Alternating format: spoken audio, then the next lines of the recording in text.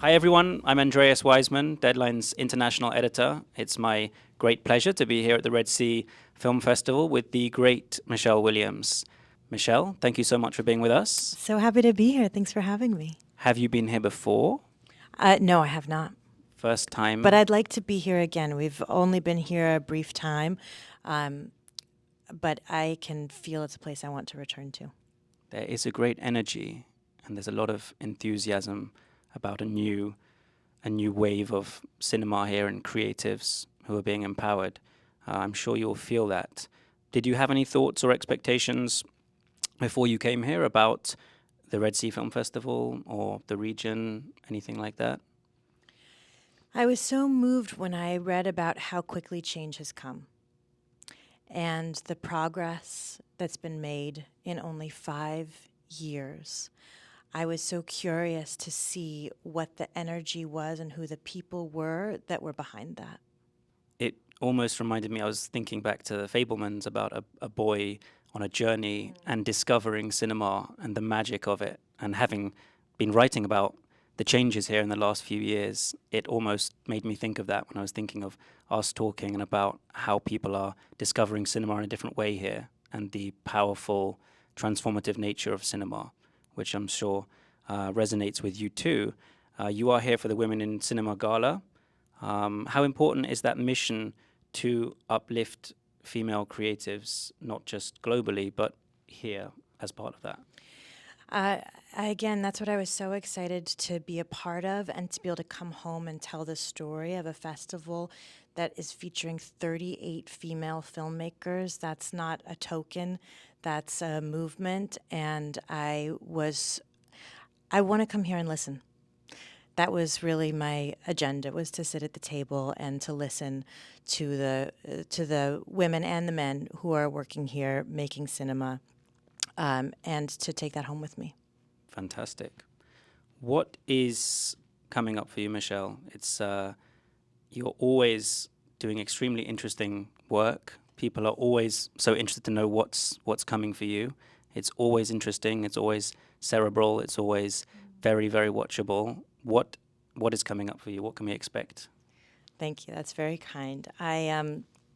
It's been a while since I've worked. I have 3 children at home, and so it takes just the right project to lure me away. But after 2.5 years, I'm going to go back to work in the spring, and I'm going to make a limited series for FX, where I worked before doing Fosse Verdon, and I had such a special time, and I'm really looking forward to going back to a place that feels like a creative home for me, where they support me, they believe me, they listen to me, they make room for me, and I'm so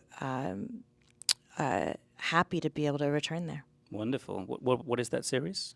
It's based on a podcast, and it's written by Liz Merriweather, who did New Girl and The Dropout. And it's a very female driven story with a very female led casting crew. Just on the subject of what I was mentioning there about your work always coming across as so intelligent, and yourself coming across as such an intelligent person on screen. Does that ever make you think directing would be something you might want to jump into? It's very kind. You know, I actually grew up in a very non traditional way, and I left formal schooling when I was 15, and I started working as a child as what's called an emancipated minor. And so my way into film was askew. And I think a lot of people can relate to that because I sort of learned on the ground. My training was watching people, my training was riding the subway, my training was, like I said earlier, listening and watching. Cinema was my teacher. I hardly went to high school. I didn't go to college. I watched movies and they taught me how to be human. They were my family. I left a family structure when I was very young, but I watched these people And I decided from these images and these stories who I wanted to be, how I wanted to live, and the kind of work that I wanted to make, which is, again, why it feels so powerful to me to be in a place like this, where cinema has opened up and it's a country full of young people, and this generation of young people, they're our future, and they're going to be influenced by what they see, which is why it's so important to bring stories here and to make stories here. That's interesting what you talk about, the learning and experience through watching.